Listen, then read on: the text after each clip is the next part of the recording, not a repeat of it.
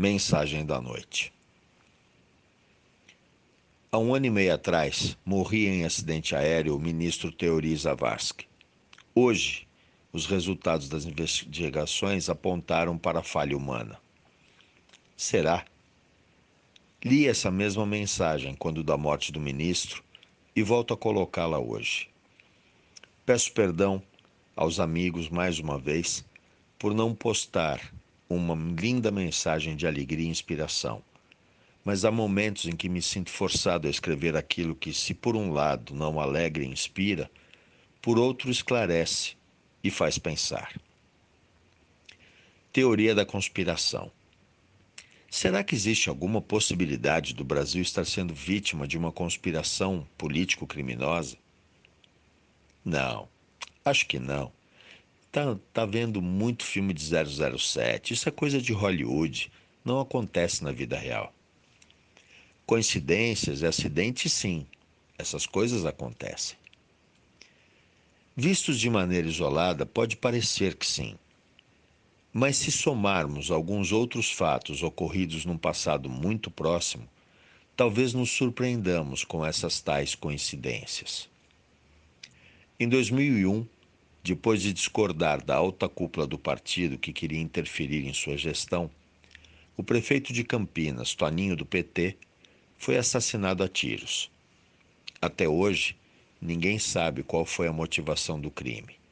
Sua família fala em queima de arquivo.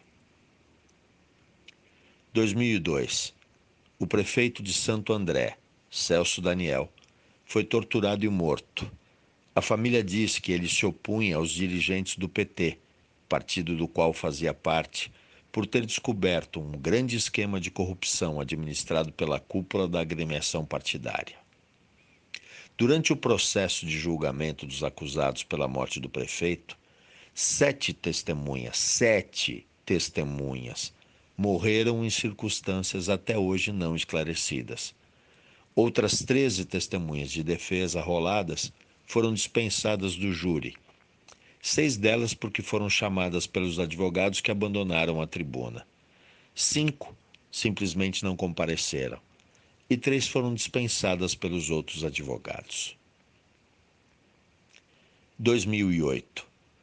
Arthur Sendas, membro do Conselho de Administração da Petrobras, morre assassinado na porta de seu apartamento com um tiro no rosto, em circunstâncias até hoje não explicadas. Sendas vinha tendo frequentes desentendimentos com a então presidente do conselho da mesma empresa, Dilma Rousseff. O executivo Roger Agnelli comandou a companhia Vale do Rio Doce por 10 anos, colocando-a entre as 10 maiores empresas de mineração do mundo. Em março de 2001, foi iniciada uma campanha do governo petista para demiti-lo da Vale. Dilma Rousseff, então articuladora dessa campanha nas questões relacionadas a Minas e Energia do candidato Lula, enviou Guido Mantega para convencer o Bradesco, principal sócio da Vale, a aceitar sua substituição. Em outra frente, o ministro Edson Lobão pressionava publicamente a empresa a pagar 5 bilhões de reais de royalties pela exploração do solo do país.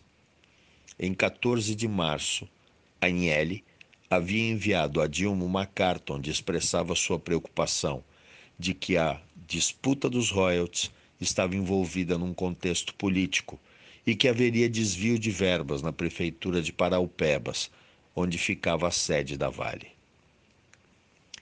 A empresa já havia pago 700 milhões de reais ao município, que continuava com péssimos índices de desenvolvimento humano. O entorno da cidade estava cercado por favelas, bairros próximos ao centro tinham esgoto a céu aberto e ruas sem asfalto. Com o apoio do BNDES e da Previ, que juntos detinham 60,5% da Vale, Agnelli foi substituído, deixando a presidência em maio de 2011. No dia 19 de maio de 2016, Agnelli morreu em uma queda de avião em São Paulo, após escrever uma carta com denúncias sobre corrupção na Vale. A caixa preta do avião nunca foi encontrada. Julho de 2013. Um acidente aéreo mata 4 principais executivos da Bradesco Seguros. Nesse desastre, eu, particularmente, perdi 2 queridos amigos, que eram pilotos da aeronave. A caixa preta foi encontrada destruída e não ajudou a esclarecer os motivos da queda. Em 2014, Eduardo Campos morre em queda de avião durante sua campanha presidencial, justamente quando seu nome começava a ganhar força contra a candidatura de Dilma. A caixa preta do avião, mais uma vez, não foi encontrada. Dia 9 de novembro de 2015. O corpo de Sebastião do Rego Barros, 75 anos, foi encontrado na calçada do prédio onde morava em Copacabana, zona sul do Rio de Janeiro.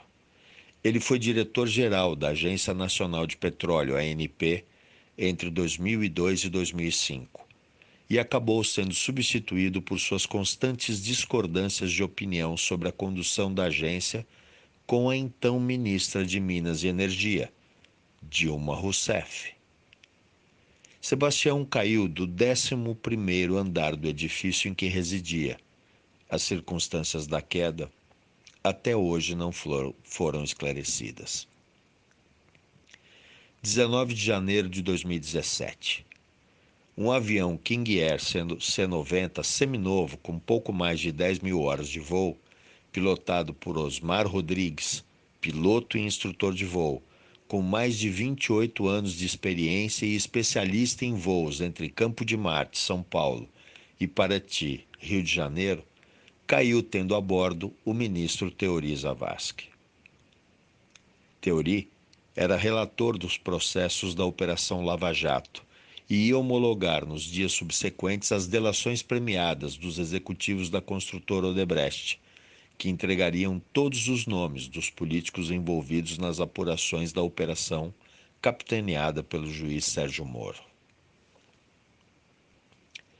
Fevereiro de 2018.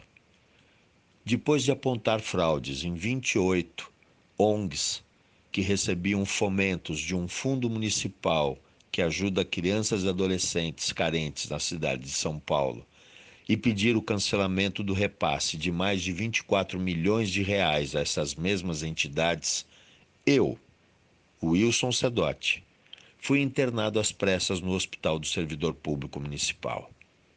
Apresentava falência de rins, aparentemente causada por uma intoxicação. Depois de 20 dias de internação na UTI, muitas sessões de diálise e 15 quilos a menos, fui informado pela equipe médica que em meu sangue foi encontrado cianureto e que eu só não morri por ser, nas palavras do médico-chefe, um cinquentão fora da curva, por não fumar, não beber e me manter em boa forma física. 6 de setembro de 2018. Jair Bolsonaro, candidato à presidência da República, é esfaqueado enquanto era carregado pelo povo na cidade de Juiz de Fora, em Minas Gerais. O ator do atentado, Adélio Bispo de Oliveira, de 40 anos, militante do PSOL, desempregado há mais de 3 anos e vivendo de pequenos bicos, viajou de avião até o local onde Bolsonaro iria se apresentar e ficou hospedado em um hotel. No quarto que ocupou, a polícia encontrou 6 celulares, 2 laptops, mais de 14 mil reais em dinheiro. Assim que a notícia da prisão de Adélio foi divulgada, uma equipe de 5 caríssimos e famosos advogados criminalistas apresentou-se para fazer sua defesa. Porém, quando questionados sobre quem estaria pagando pelos seus serviços, recusaram-se a prestar tal informação, alegando segredo profissional. 28 de setembro de 2018. A polícia conclui que Adélio agiu sozinho no crime contra o candidato. Era apenas um lobo solitário, como são chamados esses homicidas. Lobo solitário, desempregado hospedado em hotel, com 6 celulares, 2 laptops, 14 mil reais de dinheiro e equipe de criminalistas famosos. Um pouco estranho para um desempregado? Não, não. Com certeza, tudo isso devem ser apenas coincidências. Acho que esse nosso povo brasileiro é que tem imaginação demais. Wilson Sadotti.